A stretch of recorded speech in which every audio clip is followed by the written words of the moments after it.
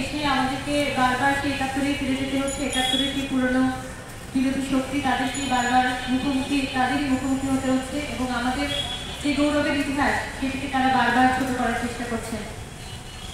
আমাদের শহীদের যে সংখ্যা, আমাদের যে গণহত্যা, আমাদের গৌরবের যে ইতিহাস, আমাদের যে স্যাক্রিফাইস, আমাদের সবার যে স্পিরিট মুক্তিযুদ্ধে, সেটিকে বারবার হচ্ছে আমাদের প্রমাণ করে দিয়ে আসতেছি এই স্বাধীনতার ৫৪ বছর পরে এসেও।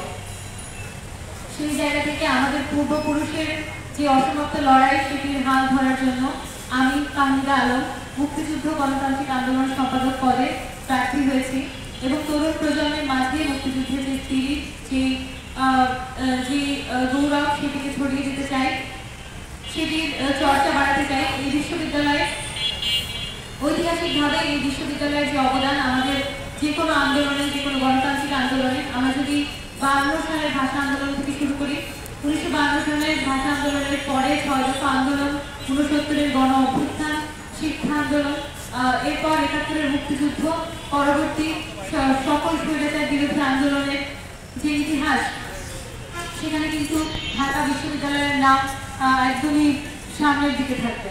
ঢাকা বিশ্ববিদ্যালয়ের শিক্ষার্থীরাই কিন্তু এইসব আন্দোলনকে বেগবান করেছে এবং এই আন্দোলনের সূতিকাগার হিসেবে বারবার ঢাকা বিশ্ববিদ্যালয়ের নাম উঠে আসবে।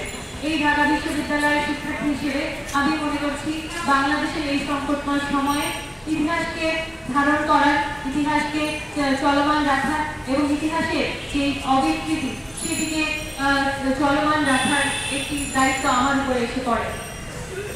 সেই জায়গা থেকেই আমি এই রাষ্ট্র নির্বাচনে এই পদটিকে বেছে নিয়েছি।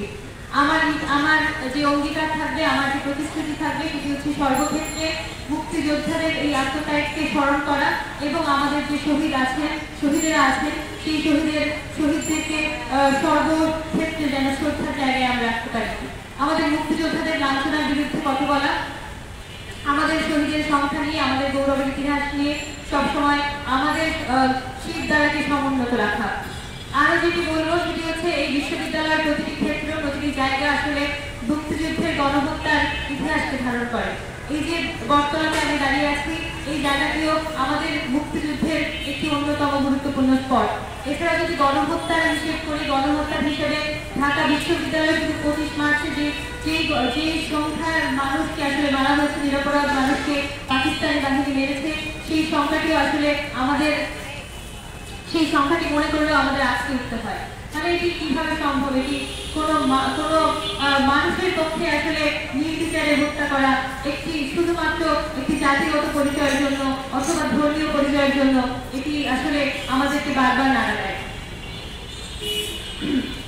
আমরা যদি জগন্নাথ হলে গণহত্যার কথা বলি, ২৫ মার্চ রাতে, এরপর শামসুন্নাহার হল, রোকেয়া হল, জহুরুল হক হল, মধুর ক্যান্টিন এবং ফুলা রোডের যে আবাসিক শিক্ষকদের যে বাসস্থানগুলি ছিল, সেই জায়গাগুলিতে যে ধরনের হত্যাকাণ্ড, যে ধরনের গণহত্যা চালানো হয়েছে, সেটি আমাদের বারবার স্মরণ করতে হয়।